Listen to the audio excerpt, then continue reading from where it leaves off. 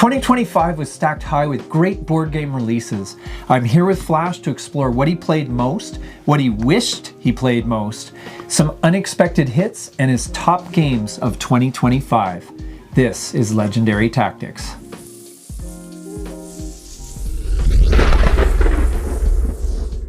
All right, so your top, actually that's a bit of a ramshackle video with a bunch of mix of things, right? It is, absolutely, because I find that just doing a list of your top games omits so much of what your gaming year is. So for me, the first one is the game that came out in 2025 that I regret that I didn't play. Yeah, and so this is a game I watched, I filmed, I interviewed people on it, spoke about it. I love its predecessor. Let's bring it out here. So it's Era of Empire, and this is one, Thomas Haver is one of the co-designers based on the original design, and I could talk to you about this game inside and out. But funny enough, getting 7 people to the table, and I think with diplomacy, I really want to experience it with 7 people at the table. You really need to. This is one that is high on my list of games that I need to play immediately.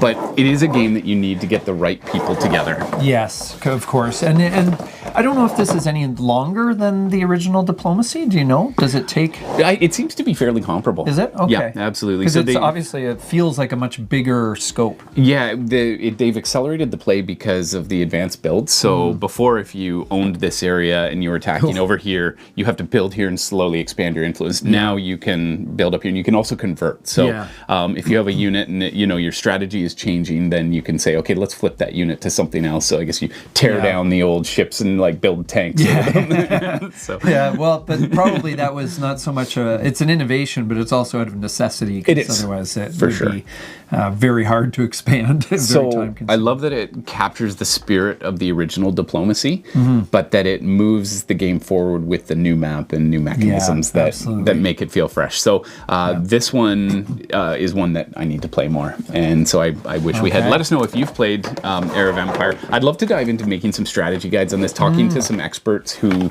we don't have too many world champions yet because the game just came out, but if there's people who are thriving at tournaments, love to chat with them and get those thoughts out. Okay, excellent. So now let's move on to the game that you played most. I'm so embarrassed by this. I'm embarrassed because our channel is predominantly a heavy channel. But then there's the games that you can play with everybody in your life, coworkers and friends and family and kids. And so for me, the game was Flip 7. No, I'm not that embarrassed actually, because this game is on a lot of people's lists from this year.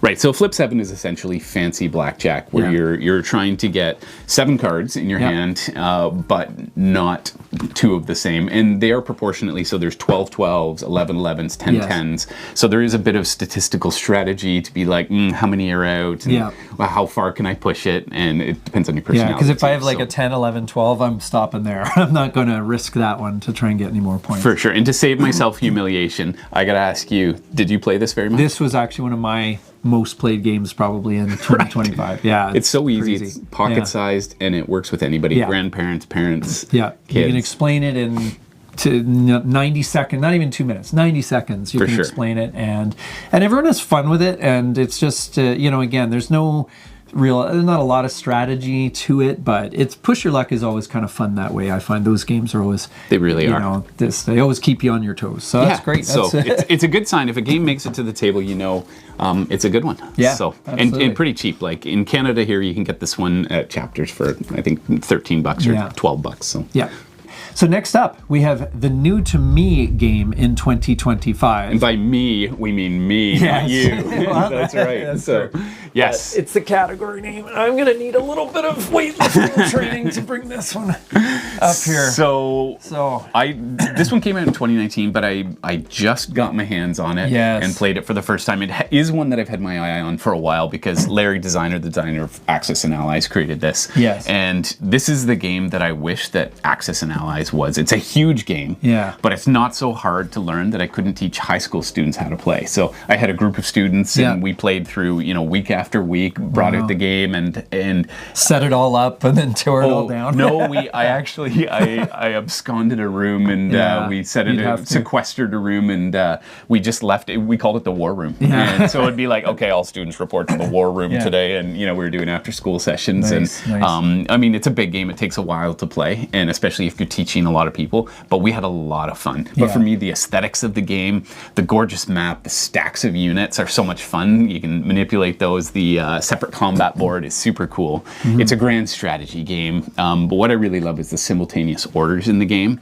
So there's a really unique colored dice system that you use to determine the conflicts. But it's still surprisingly not super crazy to learn, despite the size of the box. Yeah, so. It looks pretty intimidating. But I mean, I'd like to try. You need a day to set aside to really capture the weight of this game. Yeah, that's awesome. Yeah, no, it's a game that Larry Harris always meant to make. That's with right. Access and Allies, but so let us know too, because studio interference got in the way. Yeah. So this is a 2025 game that was new to me. Let us know what game you played in 2025 that was new to you, that you really enjoyed. Love hearing those conversations about, I discovered this gem. Awesome. All right, now it's time for the unexpected hit.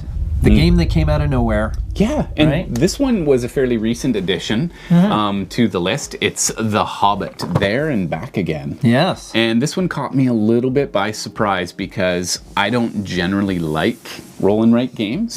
I find that sometimes they feel a bit formulaic. I feel like they're multiplayer solo games. This one comes from Reiner Knizia, which is, I guess I'm not surprised because he does have a wide variety of games. Yeah, he does a lot of cool stuff. So. What I feel like he sat down to do was to create a roll and write game that isn't a single game. So you've played Railroad Inc? Yes, I played Railroad Inc. a fair amount of times. I quite like that one. That's pretty good game. Yep. I've tried that one too. And a lot of the roll and write games, I find it's the same game that you play and you just mix it up with different people and maybe you'll try a different strategy, but it's essentially the same game. Yeah. Where this one is different is that each map that you play or each story that you play is a different sitting and a different game experience. So we played this one together and it was sort of an introductory tutorial. Your goal is to get all the dwarves to Bag End and to feed them, and you're just trying to score more points than the people at the table. For me, I was trying to rush the dwarves there. Yes. I didn't care if they were fed. I'm just like, get them there as quick as possible. And so there are some strategies, but then it levels up a bit. And in this one, your goal is to move from the Hobbit Den over to Rivendell, is it? Yeah. And you have to pass through, there's 3 distinct zones and there's different challenges. And with this one, suddenly the resources are being used. In the first one, swords were just purely for points. Yes. But now you actually need to use a sword in order to traverse a space. So the game evolves through these different stories and they parallel thematically the story of The Hobbit all the way. I don't think it spoils anything to know you've got the attack with the dragon, the ultimate boss monster. So it's very, very clever.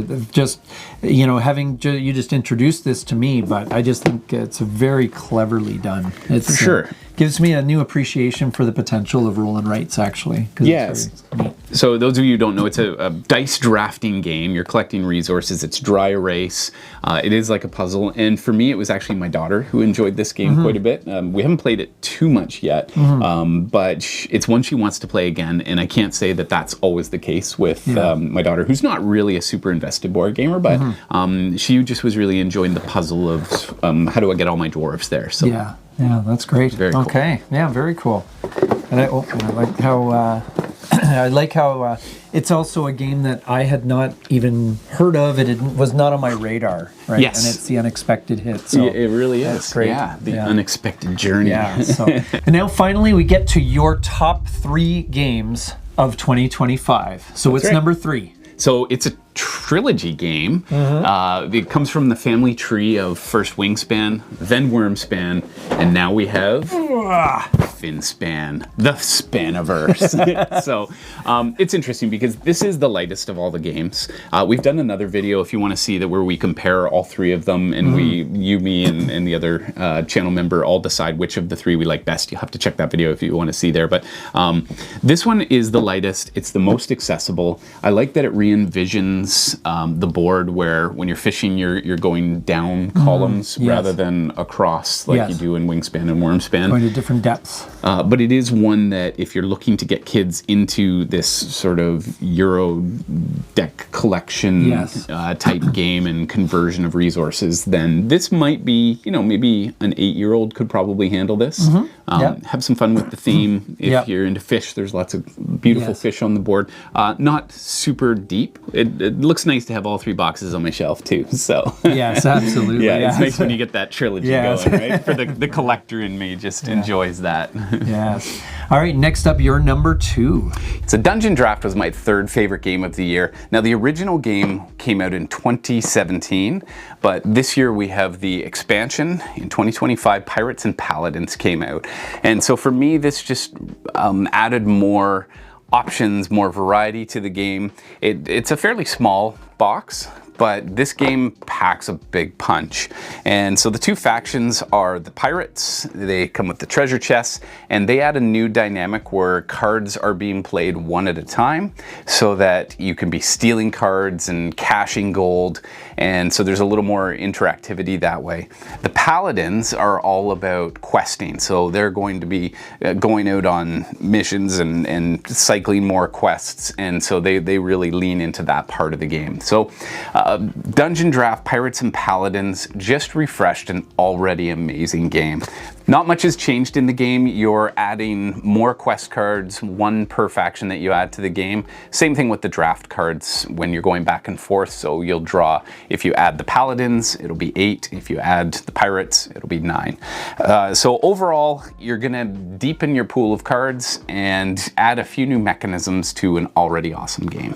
This was designed by Justin Gary. Yes. Who also designed Ascension and Shards of Infinity. That's right. So, but interesting, so it came out, Upper Deck released the game, and if the staff at Upper Deck were to hang around at their lunchtime and play a game, we are told this is the game they play.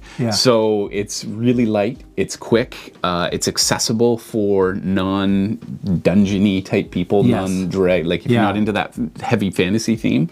Yeah, I love it too. It's awesome. In fact, I was the one that first taught you how to play, and then it's like, hey, can I borrow this? And I never saw it again. That's why we needed to buy a second copy. We bought a second copy because, we knew that, my copy was never coming home.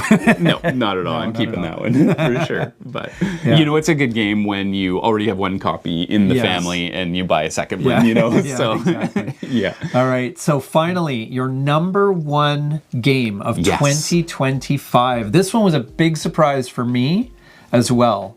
I did not expect this, but no. Give us some intro. This was completely random. I did not have any expectations for this game. Let's pull it out. The game is Risk Strike, and this is the Game of Thrones edition, which came out this year. There is an original iteration of the game, but look at how tiny the box is. I've played this with 6 different groups of people, different combinations of people, and every group so far has really enjoyed it. I will say, not quite as good heads up. I loved it heads up, but it's even better with 3, 4, 5 players. I think 5 players is ideal. So it does thematically keep the element of the dice from Risk, where the attacker gets 3 dice, defender gets up to 2 dice, and defenders break ties. So that's there. I feel like it's a simplified cosmic encounter game. So each family in the game gets a different power that you get to use 1 time. So whereas in cosmic encounter you use those powers over and over, it's just a 1-time burst. It's a game of temporary alliances where I can actually play cards to support you. Let's say you're being attacked and the other player is going to win the game. I can play a card to help you out. And that was part of what we didn't catch in our first couple of plays of the game. But then that really made the game better because suddenly it's like, wow, if I'm taking tactics cards, I can now support other people at the table, which could potentially help me get victory down the road. So it's pocket-sized portability. It's super packed with strategy. There's a lot to work with there, and every group I've played it with too, at the end of the game, we sit down and analyze, and I could have done this, and then this happened, and it's almost one of those games where you have a little story, like there's sort of, I play my card to like nix you, and then you play your coup card to cancel that, and then I come over the top and do something. It's just a lovely game. It's portable. I can teach the game in under 5 minutes and play it in about 20 minutes. Yeah, so and no board, just cards. No board, Everything's just the cards. Represented abstractly, really. It is, for sure. In simple win conditions, you got to gain 2 sets of properties, and I would say it's a fantastic game. It's by far my top game of 2025. Yeah, that's great, and a very surprising pick. I did not see this one coming. So. I had no clue, but great. What were your picks for the best games of 2025? Let us know in the comments section below. Now get out there. Get gaming. And be legendary.